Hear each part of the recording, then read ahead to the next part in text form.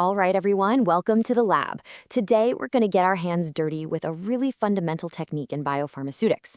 We're actually going to build a tool from scratch that's absolutely key to figuring out how we get the right dose of a drug to a patient. So let's jump right in. So this is the big one, right? The question every single pharmacist has to answer. How do we make sure a drug is doing its job, being therapeutic, without becoming toxic? It's a fine line. And the key to walking that line isn't just about the dose we give, it's all about the drug's concentration once it's in the body. And that right there is exactly where biopharmaceutics comes into play. This whole field is about understanding how the way we make a drug, is it a tablet, a cream, a capsule, how that formulation controls its journey through the body, and at the end of the day, how effective it's going to be. Okay, so if we need to measure concentration, we've got a problem. How do you actually see a drug when it's just dissolved in a liquid? It's not like you can count the molecules one by one.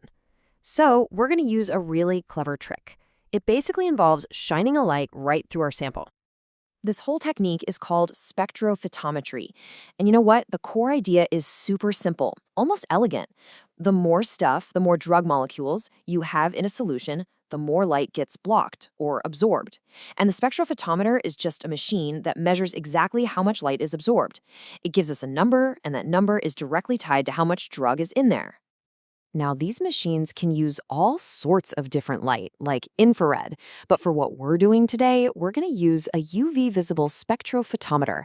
Why? Well, it just so happens that a ton of common drug molecules, including the one we're working with, they just love to absorb light in that specific UV-visible part of the spectrum, so it's the perfect tool for the job.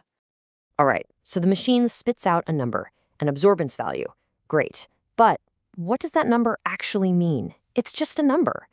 To turn that reading into something useful, something like milligrams per milliliter, we need the real star of today's show, the calibration curve. I want you to think of it as our scientific translator.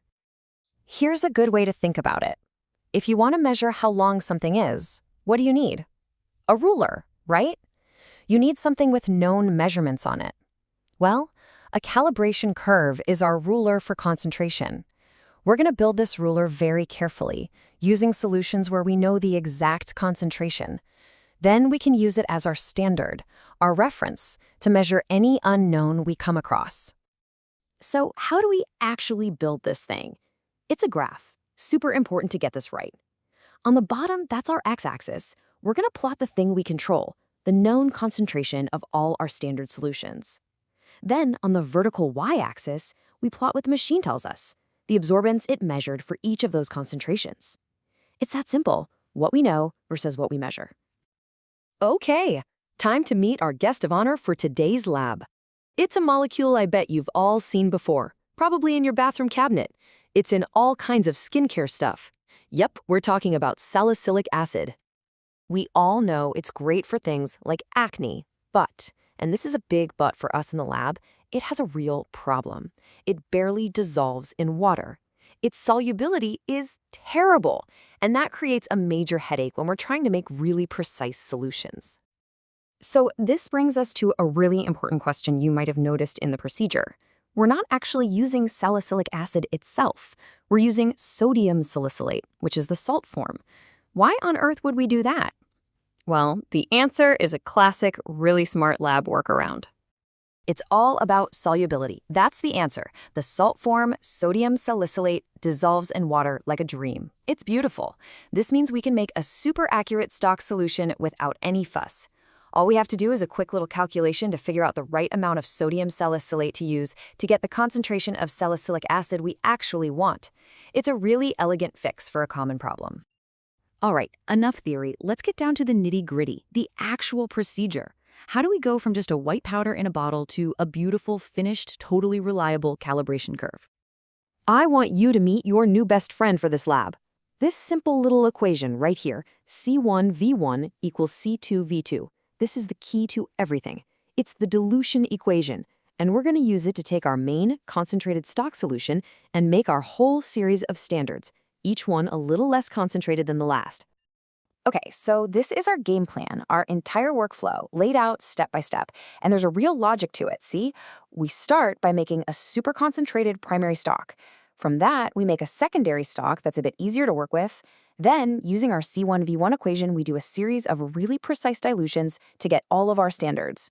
Once all our little soldiers are lined up and ready, it's just a matter of telling the machine what wavelength to use and then measuring the absorbance for each one. The key word here is precision. Every single step needs to be precise because that's what's going to give us a curve we can actually trust. Okay, fantastic. Let's say you've done all the bench work. Your data sheet is filled out. You've got a nice list of numbers, your known concentrations, and the absorbance the machine measured for each. Now what? How do we turn this raw data into that powerful tool we've been talking about? Well, you could just plot the points on a graph and, try to eyeball a straight line through them, but that's not very scientific, is it? It's not reliable. The real professional standard is to use something called the least square fitting method. It's a mathematical process, usually your software will do it for you, that calculates the one single perfect line that best fits all your data points. It completely takes the guesswork out of the equation. And here's the really cool part. The least square method doesn't just draw a line for you, it gives you the equation for that line. That classic y equals mx plus c. In our case, y is the absorbance you measure, and x is the concentration. So once you have this magic equation, you have a direct link. You can take any unknown sample, measure its absorbance, plug that number in for y, and solve for x to find its exact concentration. It's incredibly powerful. And that right there is the big payoff. This whole thing wasn't just a follow-the-steps lab exercise. What you've done is you've built and you've validated a genuine, powerful analytical tool from the ground up. You can now confidently take any unknown solution of salicylic acid, pop it in the machine, and use your curve to figure out its exact concentration. So what you've mastered today is really the foundation of all quantitative drug analysis. But let's think for a second. We did this in vitro, right? In a lab with a nice, clean, pure solution. Now imagine trying to do the same thing in vivo. Imagine trying to measure the concentration of a drug in a patient's blood sample, a sample that's jam-packed with proteins and cells and fats and a million other things that could interfere. Now that is the challenge. And that's the bridge that takes us from this lab straight into the real world of clinical pharmacokinetics. But that's a fascinating topic we'll have to save for another day.